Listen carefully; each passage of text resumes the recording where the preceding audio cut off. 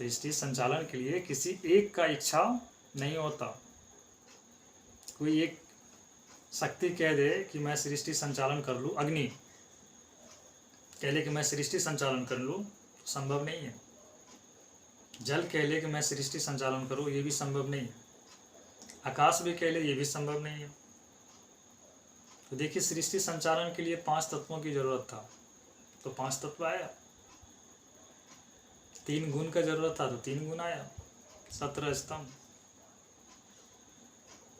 इसी तरह से गुण सृष्टि में, जिसे आप देवी देवता कहती हो ना, नाम पुकारती हो ना, उस सब देवी देवता सृष्टि के गुण हैं, नियम है, धर्म है।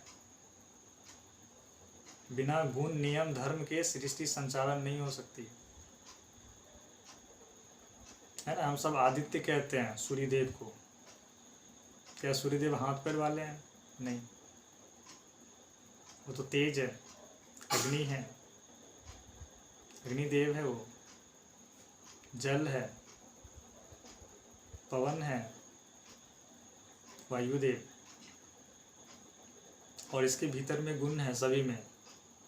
और जो महागुण है, सत्व गुण, रजस गुण, तमस गुण, इसको ब्रह्मा विष्णु महेश, ये अपना गुण धर्म का पालन नहीं करे तो सृष्टि न तो बनेगी न मिटेगी, कुछ भी नहीं, कोई परिवर्तन भी नहीं।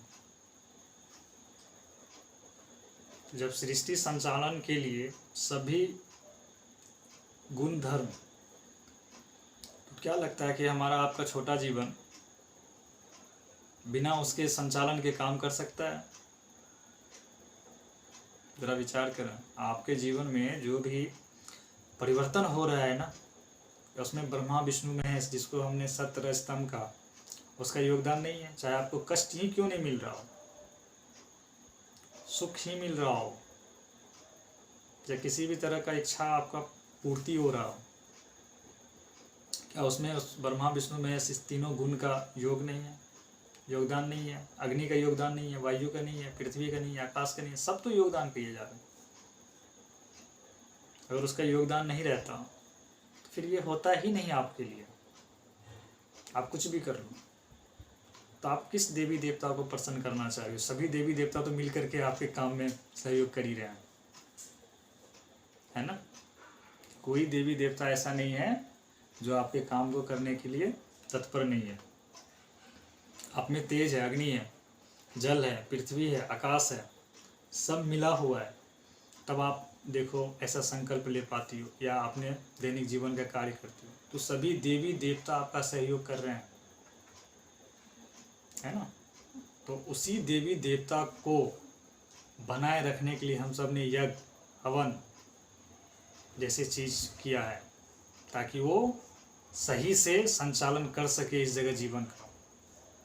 तभी तो शास्त्रों में कहा गया कि आपको देवी देवता का सहयोग करना होगा, तभी वो आपका सहयोग करेंगे, है ना। वेद में जो इतने देवी देवताओं का स्मरण किया जाता है, आवाहन किया जाता है, उनके लिए एक अनुष्ठान किया जाता है, यही है। अगर आप अपने पृथ्वी पे, इस जगह पे जल का संरक्षण ना करो और जल को सही से उपयोग में ना लाओ, तो आने वाले दिन में क्या हो रहा है? जल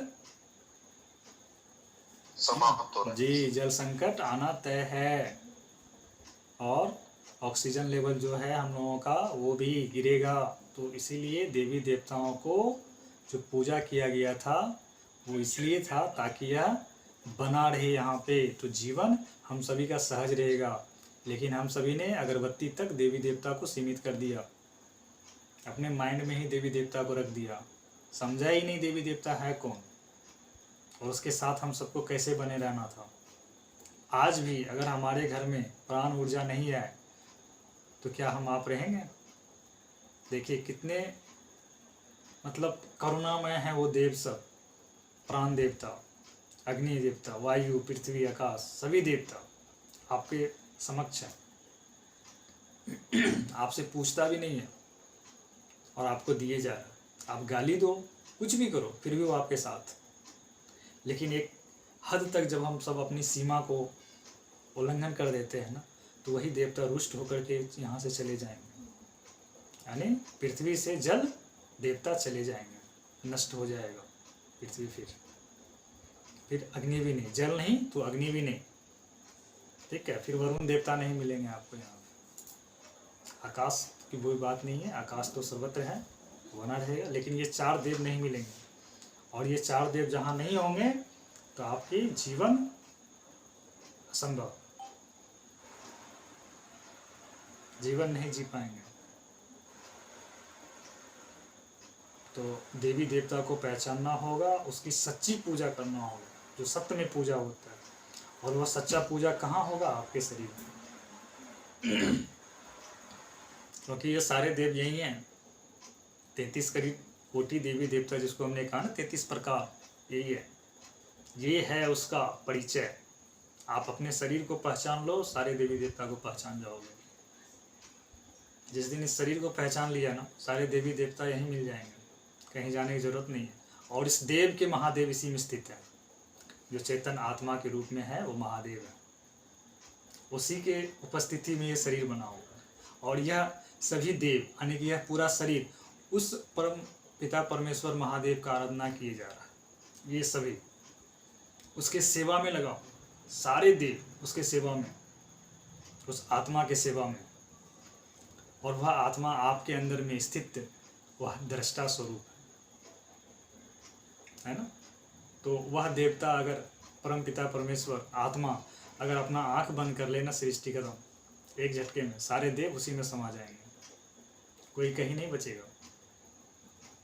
तो हमें अगर यज्ञ करना है ना, तो बाहर की सृष्टि है उसके लिए यज्ञ, एक हमारी यह शरीर है इसके लिए यज्ञ। इसके लिए यज्ञ क्या है? सात्विक भोजन, सात्विक विचार, सात्विक संस्कार, ये है यज्ञ। और ये यज्ञ कहाँ पड़ेगा? आपके आत्म में, आत्म में हवन कीजिए। और बाहर के यज्ञ कहाँ पड़ेगा? अग्नि में, आकाश की उपस्थिति में, आकाश के नीचे। तो बाहर का सृष्टि आपकी सही चलेगी और आपके यहाँ पिंड, यह भी एक सृष्टि, ये भी सही चलेगी। दोनों जब दोनों संतुलन रहेगा तो परम पिता परमेश्वर से मिलने से आपको कोई नहीं रोक पाएगा। आपके सारे देव खुश रहेंगे, यानी आपका शरीर स्वस्थ रहेगा तो सारे देव खुश हैं, और बाहर के सृष्टि में सारे देव खुश हैं, तो आपको समय नहीं लगेगा परम पिता परमेश्वर तक जाने में। ठीक है।